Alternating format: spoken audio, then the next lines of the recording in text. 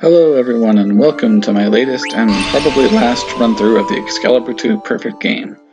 I finally figured out how to add an audio commentary to my videos, so this run will be commentated for your viewing and listening pleasure. I hope you find this commentary both enjoyable and informative, as I will be providing little bits of advice and tidbits to explain why I do things the way I do, to hopefully help you to get a little bit faster on your times to help you complete the Excalibur 2 Perfect Game. The Excalibur 2 Perfect Game is all about getting everything that Final Fantasy IX has to offer. Picking up everything, defeating everything. Really just getting everything you possibly can out of the game, including the Excalibur 2, which requires you to reach a certain point near the end of the game within 12 hours of starting it. And so this run-through is aimed to achieve just that. Everything in the game plus the Excalibur 2. So we start off here with the Masked Man fight. Now the Masked Man has the Mage Masher available to steal, which is very helpful in the early game because you can do twice as much damage with the Mage Masher as with the dagger, which will help you to finish battles much quicker. The Mage Masher has a 1 in 16 chance to steal, and so it can be a bit difficult to get it on the first try, but you can succeed eventually if you really want to try at it. It's best to steal it with Cinna if you can, because Cinna is the only one who can get knocked out in one hit by the Masked Man, since he's not wearing any armor. So the ideal battle is to have Cinna steal the Mage Masher, and have everyone else knock themselves out, and then have the Masked Man knock out Cinna. And that concludes the first fight of the game. Now, since this first segment is pretty heavy with FMVs, I'm going to go ahead and explain my technique for skipping the FMVs now. What I do is I first pause the game while I get into position, getting ready to do the FMV skipping. Then I'll quickly unpause and pause again, and do that a couple times until I get a time when it takes a second for the game to unpause after I press the button. When that delay comes, then I know the FMV has loaded, and so as soon as I unpause, I can quickly open the disc tray, since I'm using a slim PS2. I open the disc tray, remove the Final Fantasy IX disc, put in another disc, close the lid, and then immediately hold down the start button until the game pauses. Then with the game paused, I can switch the disc back to the correct Final Fantasy IX disc, and then I wait about 15 seconds. After waiting this time, I can unpause, and then the game picks up immediately after the FMV. So now we have some time with Vivi running around Alexandria collecting treasure.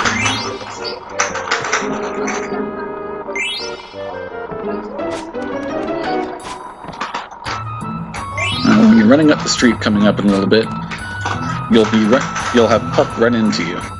There's actually a possibility to skip the little bit of dialogue that follows here to save a few seconds, but it's not worth doing in a perfect game, because we'll have to run up and down the street a couple times, and you'll have to dodge Puck every time, which gets a bit annoying. Now on this screen, I use the analog stick and push it in a west-southwest direction so that I can run a straight line to this treasure chest. This saves maybe a second or two. So there's a little trick to help you shave off just a tiny bit of time. Normally I use the D-pad to avoid, because I find it helps me avoid getting hung up on screens a lot better, but there are a few cases where the analog stick is clearly superior. Now here, the little girl just ran out of the house, so I'm free to go in and loot the house. If the girl does not run out of the house, then she's standing on the stairs, preventing you from getting to the second floor, and getting this oh so important 3 gil. Woo! Anyway, if you don't get to do it now, you can easily do it on disc 3. Now Tom here, it's easy to accidentally get into a card game with him, so be careful about pressing square. Definitely want to press X first on that one, and maybe not even press square at all. Now, in my previous run, I stopped here to play jump rope with the little girls here, and jumped 50 times so I could get the letter from Kupo to Mosh. But this time around, I'm skipping any Magnet letter that can't be seen on disc 4, so this will save me some time, which I will need. as I will explain in just a couple minutes.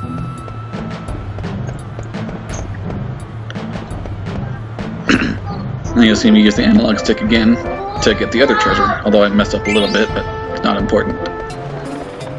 Now on this screen, I planned my route carefully to avoid running into kids, because they can be a hassle trying to get around them sometimes. So you see me go over at just the right time to avoid the kids, and I'll do something similar on the way back. Now on this screen, normally after picking up this lizard man card, you can just push down on the D-pad to go straight to the next treasure, but somehow I got hung up here. I'm not really sure what happened, so I lost a few seconds there, but that's no big deal. So now that there's a bit of a lull, I'll go ahead and explain some more about what I'm doing with this Excalibur 2 Perfect game. With this file, I'm going to follow the combined stats path, but I'm going to do it a bit differently. Normally the combined stats path has you use Freya to take Tantarian's experience, but I'm going to do it with Vivi instead. Vivi has a similar stat loss to Freya when taking Tantarian's experience, but it's opposite. For him, he will lose 2 magic, but gain 1 strength.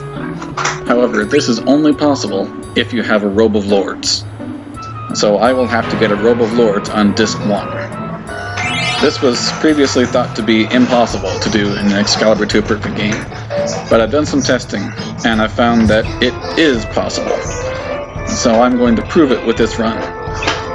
The times are going to be tight, so I'm going to have to give it everything I've got, but I know I definitely can do it thanks to the testing I've done.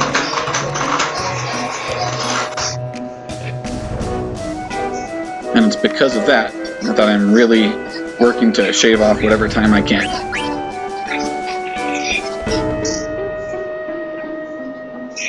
So now we get to become Puck's slave, so that we can go see the play.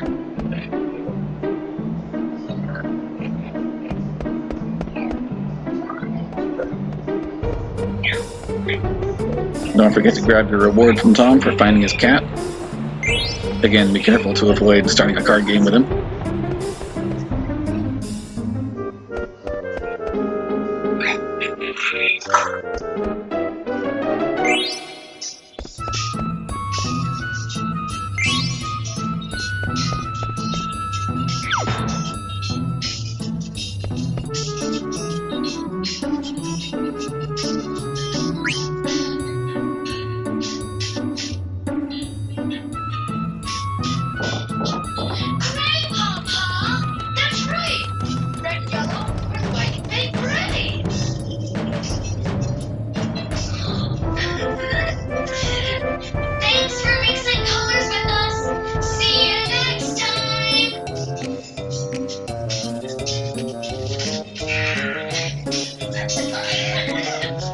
So now we're approaching the end of the first segment. This is my first time doing commentary on anything, by the way, so let me know how I did in the comments.